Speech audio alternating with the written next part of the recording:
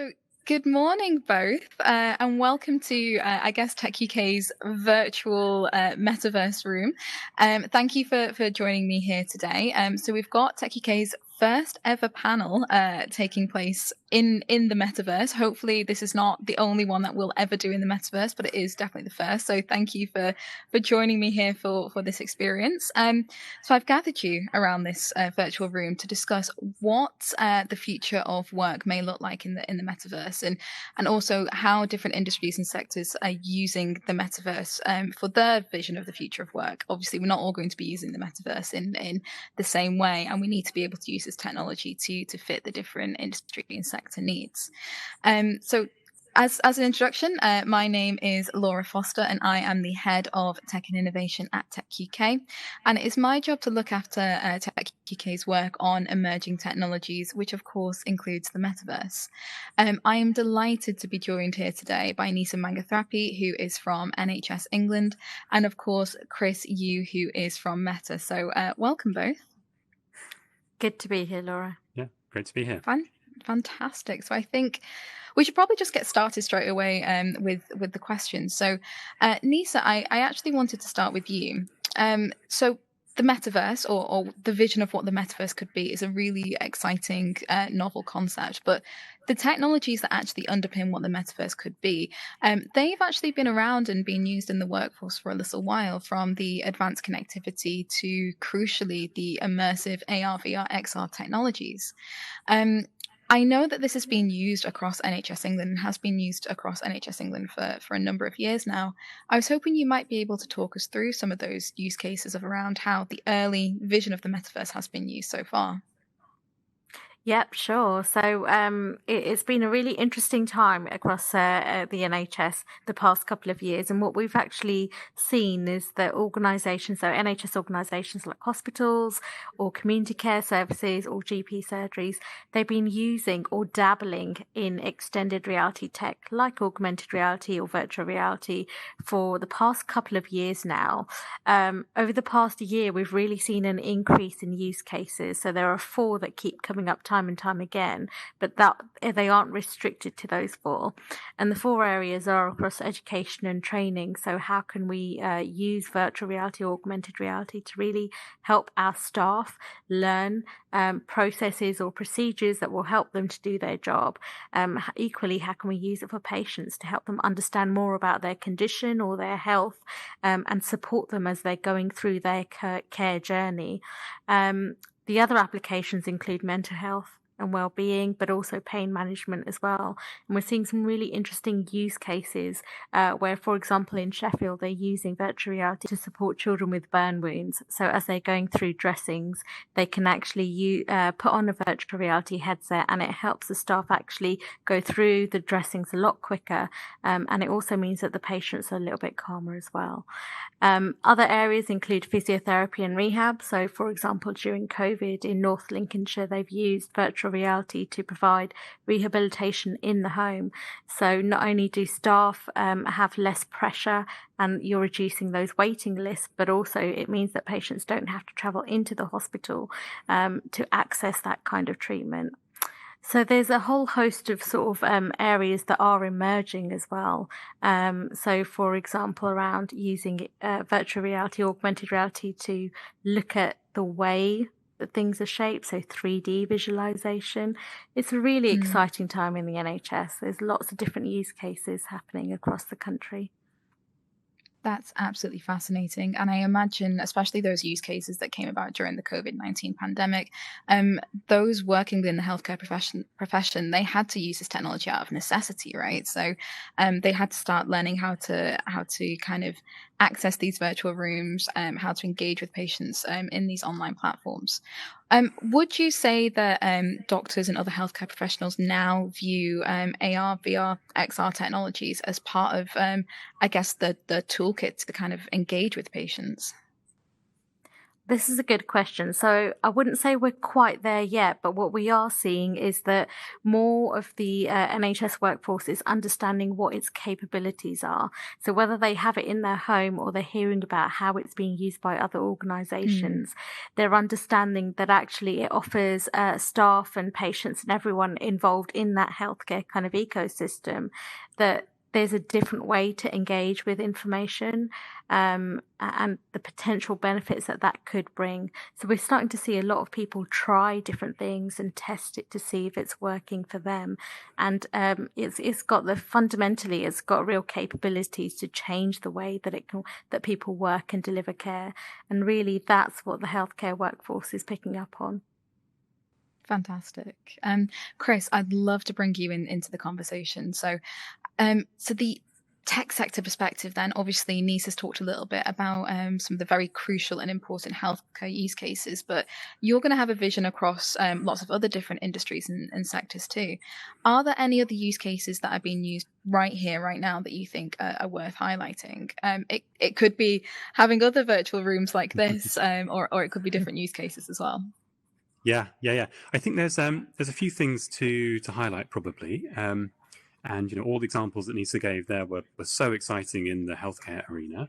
And I think some of those generalize more broadly. So a few things that I would touch on. One is sort of training experiences more broadly beyond healthcare. So you see this across actually emergency services training, but also other forms of training that are happening out there in commercial sectors, where what we've seen from lots of studies now is that actually the experience that people have and the retention of knowledge afterwards from some of these more immersive environments is better than just a regular classroom-based lecture or reading a manual or a kind of instruction textbook. So that's, I think, super exciting, and you can see wide applicability. You see some very, I think, advanced industrial applications. There are places in industry, sectors that use, 3D design and visualization technologies in architecture, engineering, aerospace, all of these where the ability to use some of these new technologies to visualize components in different ways, to understand systems, to share and do that collaboratively is really, really exciting and is happening. And I think there's also something you touched on, just this experience that we're having here. I think there's a lot to say for just making the millions of video calls that a lot of us spend our time on in the workplace feel richer and more immersive, particularly through the pandemic. So many of us got used to looking at all of our colleagues and co-workers as dozens of little rectangular boxes on two-dimensional screens. And that was an incredible thing to be able to do, given everything that was happening in the world. But it wasn't the best experience, and it wasn't as rich and as powerful as feeling like you were really somewhere else with other people in the same space and able to connect in this way. So I think that actually is something that, at Meta, we do a lot of our internal meetings using this technology, not all of them, but quite a lot. And it does give you, in certain circumstances, like a better, more powerful experience. And I think you'll start to see that really spread. I definitely agree with that. So one of the things that I really like, just in terms of day-to-day working, doing all these virtual calls, is you're right, you're kind of just looking at everyone in these square boxes, but right here we've been able to represent ourselves in kind of like cool ways. We were able to start creating our avatars, for example, and I thought that was a really, really great. And then we can kind of come and have a conversation, and we're not going to do this today. I don't know if my understanding is strong enough, but for example there's the whiteboard right there, which people can go and like jot down notes on and do some kind of collective thinking there as well. So yeah, for the workplace of the future, I can definitely see this technology being incredibly useful. So Chris, we've kind of set out there the opportunities of, I guess, the metaverse right here and right now. But what is your vision? What do you really hope the metaverse can achieve for the workforce of the future? So I think it's probably helpful to take a little step back first and try to think about when we say metaverse and we're thinking about how the world might be in the future, what do we mean by that term? And so the way that I think about it is the metaverse will be an interconnected set of 3D spaces, which you'll be able to move seamlessly between, and you'll access them using a range of technologies, including immersive technologies like VR that we're doing at the moment, and augmented reality. And the thing that will really set this apart is this feeling of presence, right? It will feel like you are right there with other people or in another place. And that is transformational. Like, one way to think about that is evolution of the mobile internet and what comes after that, right? Technology that feels more human, more personal, closer to us and closer to meeting our needs rather than wandering the streets looking down at our smartphones. And I think if you set it in that context, what you've asked is an incredibly large question, right? And it doesn't really have a kind of neat answer of one particular application. It's kind of like saying the future of the internet will reshape everything, right? Will reshape the way that we work, as we've been talking about. It will change the way that we socialize, right? Imagine what it might be like to attend a concert or a football match with all your friends and family, and feel like you're there in the stadium, except you haven't all had to fly around the world to be there. Or imagine in an educational environment, like kids in school who will still have classrooms and teachers and do work together in real life, but they'll also be able to do things that we never imagined when we were kids. So in a science lesson or an astronomy lesson, for example, right, you will learn about the sun and gravity and the planets, and you might look at the photographs taken from some of the space telescopes, and you might even watch some of the video shot from some of the probes as they go past the outer planets on our solar system. And then what if you could then feel like you were right there, standing on the rings of Saturn, watching what was happening and having the lesson being taught while you're floating around in outer space, right? This would be, the possibilities are so vast. And it's one of the reasons why we're so excited about it, why we think there should be this big conversation about the metaverse. But also, the honest truth is, 10 years out, there's lots that we know now, but lots that we don't know. And I think we're just excited to see what people will build. Yeah, I think that's incredibly right. So the vision of what the metaverse could be, the opportunities are kind of endless here, and it can be taken in the ways that the developers and, of course, the end users, the different communities who'll engage with this technology, the way that they want the metaverse to be shaped. But you've already touched on a little bit there that there are clearly still some barriers to this technology. It's a very new technology. It's one that people are only just experimenting with. I don't think that we can have a conversation about the potential of the metaverse without acknowledging some of those barriers. So connectivity, for example, that is an issue. And then accessibility as well. Accessibility is going to be a huge issue for getting those engaged with the metaverse. 𝗬𝘂𝗧, I'll maybe come to you, but Chris, please do come in on this as well. 𝗬𝘂𝗧, you've got a very broad and wide-ranging workforce that is going to have to upskill quite quickly to engage with what the metaverse is. And I'm not even just talking AR, VR, XR technologies. It's everything that comes around it as well.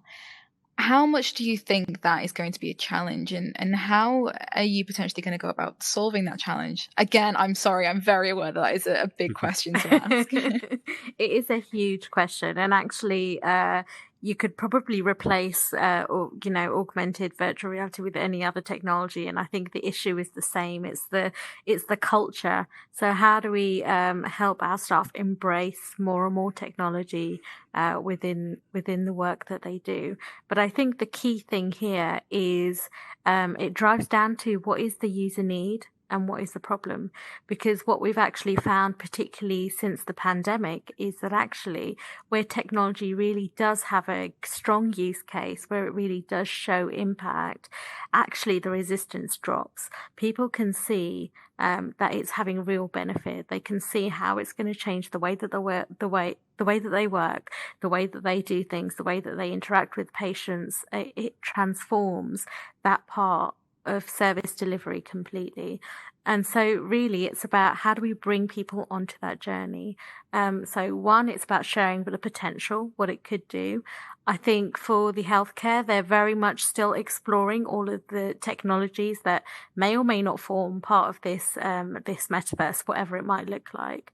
And so it's helping them along that journey.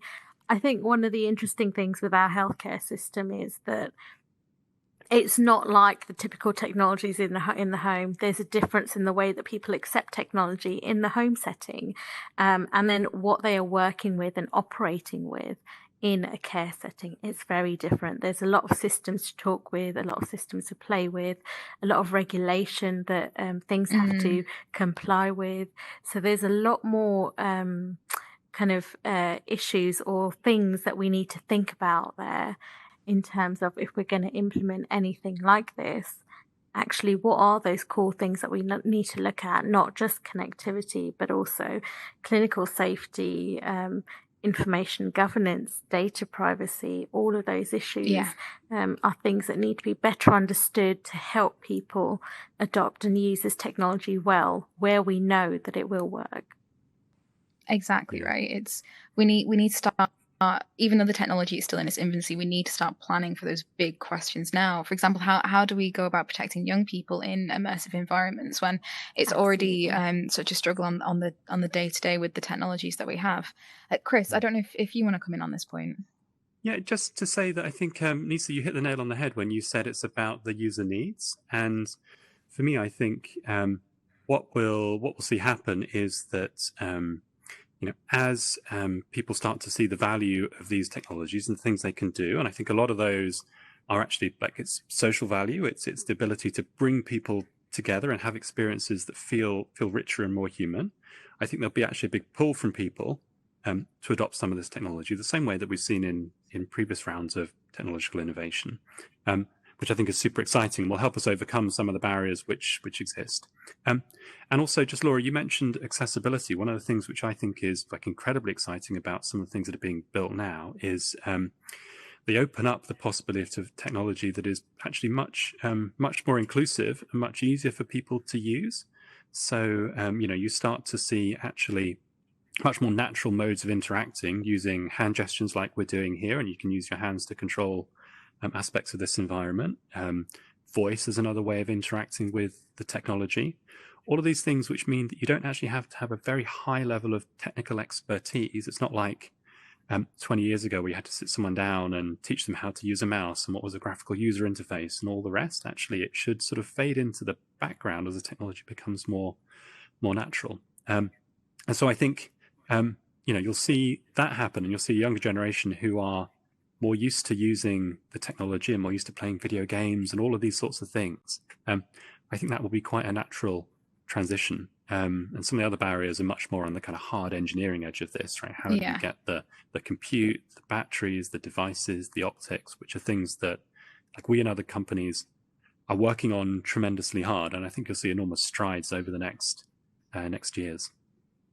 Yeah, definitely. I think how we educate young people is going to be so crucial in this, but they're also the generation which is probably more willing to try these different types of technologies because it's something that they have grown up, right? And maybe there's even an angle there where we will be creating this next generation of the internet with that generation in mind, because they also know the kind of other negative aspects of the current iteration of the internet and how we can go about fixing them in this new internet.